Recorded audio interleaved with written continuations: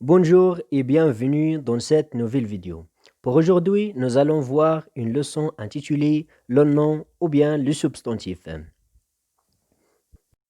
فكما كتعرفوا في la langue française, le nom ou le substantif est l'une des choses qu'il faut savoir. غنبداو إذا بالتعريف ديال le nom. Un nom est un mot qui sert à désigner un être animé, un objet ou une chose. الاسم هو واحد الكلمة اللي كيصلح يحدد لنا un être animé بحال la personne بحال l'animal c'est-à-dire شي حاجة كتحرك ou un objet ou une chose. Pour les noms, nous avons plusieurs catégories, c'est-à-dire عندنا بزاف ديال الأصناف ديال les noms. Il y a les noms communs, les noms propres et les noms simples et les noms composés. On commence tout d'abord par les noms communs. Qu'est-ce que ça veut dire les noms communs? أي الأسماء المشتركة يعني ذاك الاسم كيعني نفس الحاجة عند جميع الناس. Prenons comme exemple une table, un pays. Par exemple, la table au Maroc, c'est une chose très connue.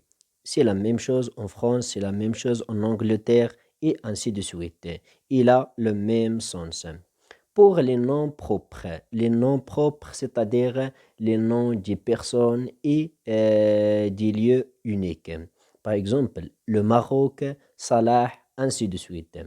Attention, le nom propre commence toujours par une majuscule. Passons maintenant aux noms simples et aux noms composés. Les noms simples sont formés d'un seul mot. Par contre, les noms composés sont formés de deux mots ou trois. Exemple pour les noms simples. Un garçon, la rue. Pour les noms composés, un grand-père. Une récapitulation de ce qu'on a vu dans cette vidéo. يعني غنديرو الخلاصة لهادشي كامل اللي شفنا في هاد الفيديو. Dans le nom, on trouve le nombre, c'est-à-dire العدد. Nous avons le singulier et le pluriel. Le singulier, c'est-à-dire une seule chose ou un seul objet.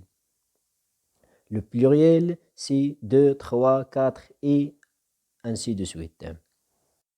Pour le genre, nous avons deux, le genre masculin et le genre féminin. Et pour les noms simples, garçon, élève. Les noms composés, pomme de terre, portefeuille. Et voilà, nous arrivons à la fin de la séance.